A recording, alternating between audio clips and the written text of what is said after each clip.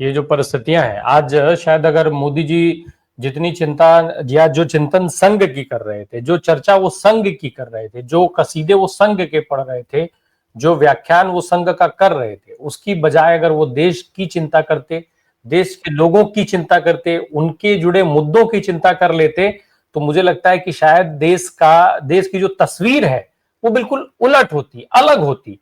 आज जो ये सारे देश जिस तरीके का व्यवहार हमारे साथ कर रहे हैं, और जो जो हम जिसकी वजह से हमें रोज खोजना पड़ता है, रोज हम इस बात की चर्चा करते हैं, रोज ये सवाल पूछते हैं ना चाहते हुए भी कि हमारी विदेश नीति कहां है। अरे भाई, ये सवाल नहीं है। हमें आजाद भारत के साथ एक बहुत मजबूत विदेश नीति मिली, रही है हमारी विदेश नीति। और आज उसी देश में हम बैठ करके ये सवाल पूछते हैं कि हमारी विदेश नीति कहां है, कहां से चले थे और कहां पहुंच गए। और मोदी जी बता रहे हैं कि संघ कहां से चला था, कहां पहुंच गया। मोदी जी ये नहीं बता रहे हैं कि हमारी विदेश नीति हमें कहां से मिली थी और हम कहां पहुंच गए। लेकिन अब हमारी मजबूरी हो जाती है कि हमें ऐसे सवाल इस देश में पूछने पड़ते हैं। उससे नुकसान क्या होता है? उससे नुकसान ये होता है कि हमें जिन मुद्दों पर, जिन आवश्यक मुद्दों पर इमीडिएट बात करना चाहिए, वो मुद्दे बाद के लिए पोस्टपोन हो जाते हैं। और यही सबसे बड़ी जरूरत जो है वो मोदी जी की है। क्यों? क्योंकि बस केवल कुछ ऐसे मुद्दे हैं जो पब्लिक डिस्कोर्स से बाहर रहे, पब्लिक डोमेन में ना आने पाए, उनकी चर्चा ना हो पाए, उस पर सवाल ना हो, उस पर किसी को जवाब ना देना पड़े। भाई, प्रधानमंत्री खुद दे नहीं सकते, अमित शाह साहब देंगे नहीं, इसके अलावा देने वाला कोई बचा नहीं भाजपा के अंदर। कौन देगा? भाजपा में और भी कोई नेता है क्या? और कोई मंत्री है क्या? किसी मंत्री को कोई जानता हो? इतना बड़ा ऑपरेशन सिंदूर जिसकी बात प्रधानमंत्री जी ने किया, उसमें राजनाथ जी का रोल कहीं दिखा था क्या? सिवाय तब जब विपक्ष घेर घार के किसी तरीके से संसद में ले आया तो राजनाथ को आगे कर दिया गया खड़ा होकर के, हाँ भाई चलिए बोलिए आप। या सर्वदलीय बैठक जब करना था, प्रधानमंत्री को पता था कि हम जाएंगे तो हमसे बहुत सारे सवाल कर लिए जाएंगे, वहां टेलीप्रॉम्प्टर नहीं मिलेगा, जवाब नहीं दे पाएंगे, वहां राजनाथ सिंह को आगे कर देंगे। अमित शाह साहब वहां चुपचाप बैठे रहेंगे, क्योंकि पता है कि अगर वहां मुंह खोलेंगे पूरा विपक्ष विरोध पर उतारू हो जाएगा, हमें समर्थन नहीं मिलेगा, अलग थलग पड़ जाएंगे। तो ये सारी चीजें हैं और हमें मजबूरी में ऐसी चर्चाएं करनी पड़ती हैं। हमें विदेश नीति, रक्षा नीति, इन नीतियों पर सवाल जब हम पूछते हैं तो वो एक मजबूरी के तहत ही मुझे लगता है कि पूछना पड़ जाता है, क्योंकि आज हमें वो सब चीजें खोजनी पड़ती हैं, जबकि हमें वो पहले ही अच्छी अवस्था में मिली। हमारी अच्छी विदेश नीति रही है, अच्छी रक्षात्मक नीति रही है हमारी, लेकिन आज हम उसको ढूंढते हैं। खैर शशि सर, ये जो अभी विवेक सर कह रहे थे, एक चीज बहुत इंपॉर्टेंट था मुझे लगता है, डरने और डराने की बात करते हैं। तब जब ये देश गुलाम था, हिंदू खतरे में नहीं था, हिंदू धर्म खतरे में नहीं था। आज जब खुद को ये हिंदूवादी कहते हैं, सेक्युलर कहते हैं, इत्यादि इत्यादि, हालांकि सेक्युलर तो नहीं कहा जा सकता है किसी भी स्थिति में, लेकिन फिर भी जब ये कहते हैं तब वो खतरे में, तब हिंदू ही खतरे में है, इस देश में बहुसंख्यक लोग खतरे में है। ये खुद डरते हैं, इसलिए देश को डराते हैं। यही एक विकल्प है इनके पास अपनी राजनीति का, इसीलिए इनको संघ की जरूरत है। अन्यथा बतौर प्रधानमंत्री आज मोदी जी को क्या ये आवश्यकता है कि वो संघ के कसीदे पढ़े 40-40 मिनट? नमस्कार। देखिए, पहली बात तो ये है कि मोदी जी की पैदाइश कहाँ से है, इसलिए आप यदि ये सवाल उठाएंगे कि उनको संघ की आवश्यकता है क्या, संघ की आवश्यकता है उनको, क्योंकि संघ के ही लोग जो है समाज में जहर फैलाने का काम करते हैं, लोगों के मन में जो है सांप्रदायिक जो है दृष्टि भरने की कोशिश करते हैं, और जिसके कारण उसकी राजनीतिक फसल को जो है भारतीय जनता पार्टी या तब जनसंघ, जितने भी उनको वोट प्रतिशत मिले या सीटों की संख्या मिली, वो उसकी फसल को काटते थे। तो इसलिए ये तो आप कह ही नहीं सकते। आपको याद होगा जेपी नड्डा ने एक बार कह डाला ऐसी बातें, लेकिन उसके बाद जो है फिर चीजें जो है जिस प्रकार से दूसरी दिशा में चली गई। और आप जानते हैं कि संघ के कसीदे यही नहीं, लाल किले के प्राचीर से भी स्वतंत्रता दिवस पर उन्होंने संघ के विषय में वहां से घोषणा की, वहां उन्होंने चर्चा की और उसकी तारीफ की। तो इसका मतलब है कि संघ की पैदाइश है इनकी, ये पैदा ही वहीं से हुए हैं, और इसीलिए ये कभी भी उस राजनीति को स्वीकार ही नहीं कर सकते जो संघ की दृष्टि नहीं है, संघ की विचारधारा नहीं है। और इसीलिए संघ के अनुसार ही वो हिंदू, मुसलमान या माइनॉरिटीज के खिलाफ या तमाम जो ब्राह्मणवादी सोच है उस पर वो लगातार चर्चा भी करते हैं। फिर कई बार जब कुछ ऐसी आवश्यकता महसूस होती है तो थोड़ा सा डिफेंसिव होते हैं, लेकिन दूसरे दिन फिर वही एग्रेशन और वही झूठ और जो है वो पाखंड उनका प्रारंभ हो जाता है। तो मुझे लगता है इस बात को समझने की आवश्यकता है कि संघ और मोदी ये दोनों एक दूसरे के पूरक हैं, बल्कि वहीं से निकले हैं और उसी से उनको ऊर्जा मिलती है, उनको शक्ति मिलती है। ये बात ध्यान रखने की है। दूसरी बात यह है कि मोदी जी कसीदे क्यों पढ़ रहे हैं। मैंने पहले ही कहा कि वो उसके पूरक हैं, वहीं से पैदाइश हुए, तो उनको कसीदे तो पढ़ने होंगे। इसलिए यद्यपि वो तानाशाह बन करके उस अहंकार का, सत्ता का, अहंकार का प्रदर्शन करते हैं जब तक, लेकिन कहीं ना कहीं उन्हें ये डर भी सताता रहता है।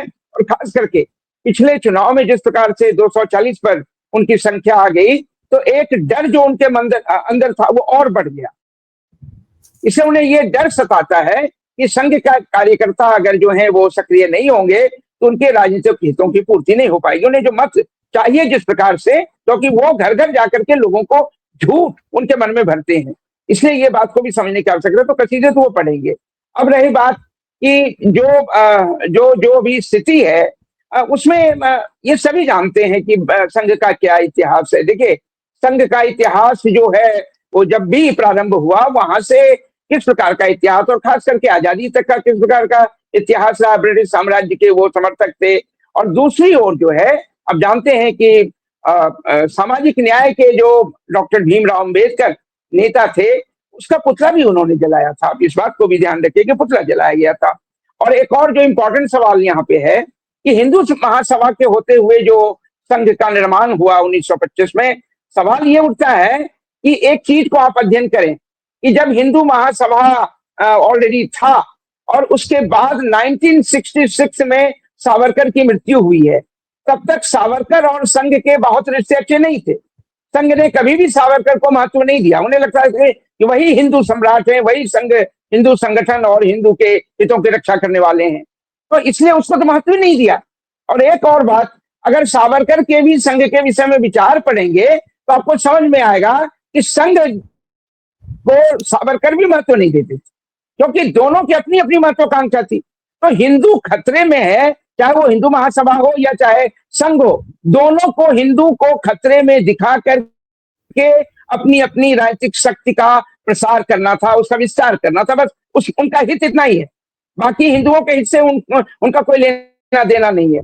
सवाल मैं एक और करता हूं कि अगर आप किसी धर्म विशेष या समूह विशेष की बात करेंगे तो पहले उसमें समानता की बात तो करेंगे कि कम से कम धर्म के अंदर लोगों की समानता तो हो, सभी नर नारी जो हैं एक समान हो। उन्होंने तो कभी इस तरह की बात नहीं। जाति उन्मूलन की कभी बात की उन्होंने? क्या कभी नहीं की है। तो स्त्री के विरोध में जो है वो लगातार रहे, स्त्री के प्रति कोई बहुत अच्छी दृष्टि नहीं रखते हैं। तो आप सोच सकते हैं कि संघ किसी भी प्रकार से, या यहाँ तक कि मैं हिंदू महासभा की भी बात कर रहा हूँ, दोनों ने कभी भी हिंदू जाति को, यानी हिंदू समाज की मैं बात कर रहा हूँ, समूह की बात कर रहा हूँ, वहां जाति प्रथा के खिलाफ नहीं गए, ब्राह्मणिकल ऑर्डर को सपोर्ट करते रहे, स्त्रियों के विषय में उनकी दृष्टि अच्छी नहीं थी, सामाजिक न्याय की बात उन्होंने कभी नहीं की।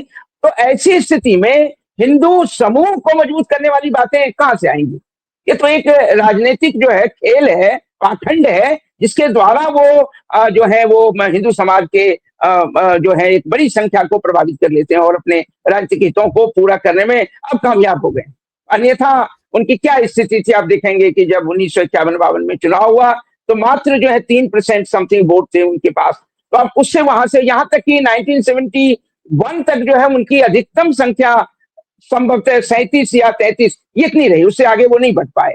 तो इसका मतलब है कि उसके बाद में जो आप देखेंगे, और खास करके कांग्रेस की कुछ अपनी गलतियां हुई, जिसमें कि कैसे मंदिर का दरवाजा खोल दिया गया, ये मस्जिद का दरवाजा खोला गया, या जो बहुत सारी बातें हुई मंदिर के लिए, और कैसे पूजा और उसकी जो है, तो उससे वहां से ये जो है ना उनको ताकत मिलनी प्रारंभ हुई। और फिर मंडल के खिलाफ जो कमंडल की बात उन्होंने करके अयोध्या तक की रथ यात्रा की, तो वहां से उनका विस्तार जो है, यानी वहां से धर्म के नाम पर उन्होंने लोगों को संगठित करना प्रारंभ किया। तो डर तो वो लगातार दिखाते रहे। कहीं भी दुनिया में जाइए कि बहुमत से अल्पसंख्यक को डर कैसे लग सकता है? आई मीन बहुमत से अल्पसंख्यक को डर लग सकता है, किंतु अल्पसंख्यक से बहुमत को डर नहीं लग सकता है।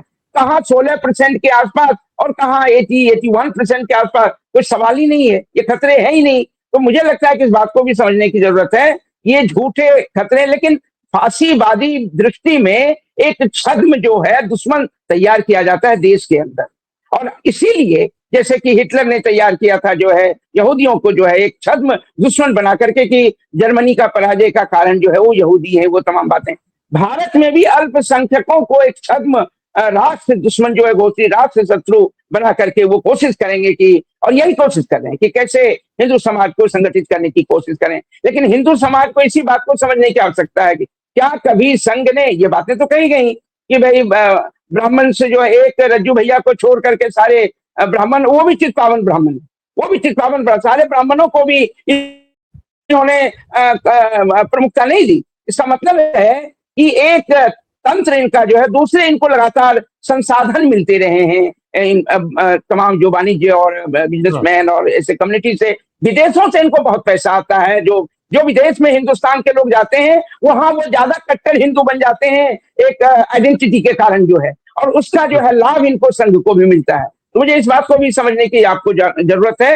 मुझे लगता है कि ये सारी चीजें हो रही। रही बात राहुल गांधी पर, मैं एक दो बात क्या करके अपनी बात यहाँ पे खत्म करूंगा कि राहुल गांधी को जो भी ये धमकी मिली है और एक व्यक्ति ने धमकी दी, आप एक व्यक्ति नहीं समझे और इस धमकी को राहुल गांधी के प्रति एक धमकी मात्र मत समझें। ये मूलतः जो हिंसा की संस्कृति है इनकी, जो हिंसा का एक कल्चर है इनका, हिंसा के प्रति जो इनकी दृष्टि और विचारधारा है, और कहीं न कहीं समाज में ये भय पैदा करके जो है अपने शक्ति का निर्माण करने की कोशिश करते हैं। तो अब जिस प्रकार से वो विजयादशमी के दिन जो है अस्त्र शस्त्र की पूजा करते हैं, कोई पूछे कि मानव समाज के इस लोकतांत्रिक युग में शक्ति की पूजा सेना करे, सेना को युद्ध करना होता है, सेना को सीमा की सुरक्षा करनी पड़ती है, या पुलिस है जिसे लॉ एंड ऑर्डर मेंटेन करना है, लेकिन किसी संगठन को शक्ति की और अस्त्र शस्त्र की पूजा की क्या आवश्यकता है? इसका मतलब है कि वो हिंसा में विश्वास करते हैं, वो अस्त्र शस्त्र में विश्वास करते हैं, वो शांति में विश्वास नहीं करते हैं, लोकतांत्रिक व्यवस्था में विश्वास नहीं करते हैं, और धार्मिक जो असहिष्णुता, इनटॉलरेंस को बढ़ावा दे करके सत्ता में और शक्ति को वो पाने की कोशिश करते हैं। इस बात को तो मैं मानता हूं कि कम से कम मोदी के काल में, और यहां तक कि जो संघ का पहले से, ये एक हिंसा और नफरत की संस्कृति को इन्होंने इस देश में लोकतांत्रिक संस्कृति के खिलाफ बना दिया है, और ये खतरनाक है। व्यक्ति मर जाएगा या व्यक्ति ने धमकी दी तो बहुत छोटी सी बात है। मुझे लगता है कि ये संस्कृति आने वाले कल के लिए और भारतीय जनतंत्र के लिए खतरनाक है। धन्यवाद।